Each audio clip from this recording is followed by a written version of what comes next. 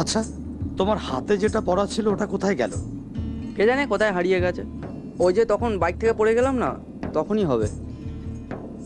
একটু সিরিয়াস হও না লাইফ সম্বন্ধে। আচ্ছা, তখন তুমি কেন বললে যে কাজ পেলেই মুশকিল? কেন, তুমি কি কাজ করতে চাও না? ইচ্ছে হয় না?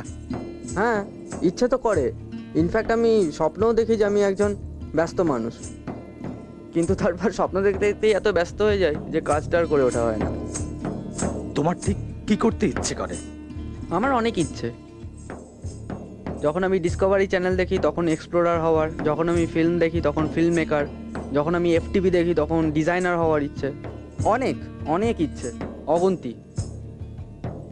তা করো। বাহ, আর এই শুয়ে বসে থাকা দিনগুলো, সেগুলো কি হবে? Just joking. আসলে একটা সত্যি কথা বলবো, প্রথম পদক্ষেপটাই নেওয়া হয় না, আর কোন দিকে যে যাব সেটাও ঠিক বুঝতে পারি না। কেন এতগুলো যে বললে? তোমায় একটা কথা বলি, বলো। ভয় লাগে। ভয়? কিসের ভয়?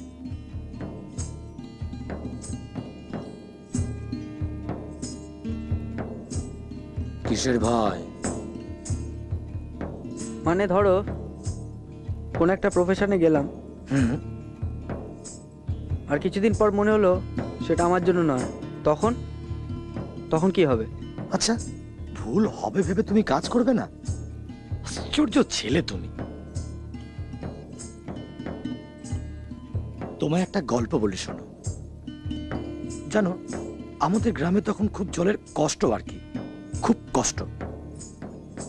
গ্রামের মায়েরা মেয়েরা মানে যারা জল আনতে যেত, অনেক দূর থেকে সেই পাহাড়ের কোল থেকে ঝর্ণার জল নিয়ে আসতে যেত।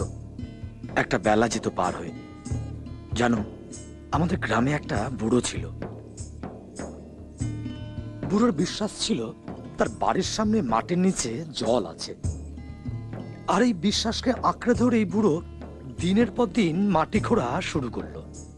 জানো, তার এই মাটি খোঁড়া নিয়ে গ্রামে বেশ ঠাট্টা তামাশা শুরু হলো। সবাই মজা করত, হাসতো। বুড়ো কিন্তু সেই দিকে কর্ণপাত করতো না। সে তার বিশ্বাসকে আঁকড়ে ধরে মাটি খুঁড়েই চলতো।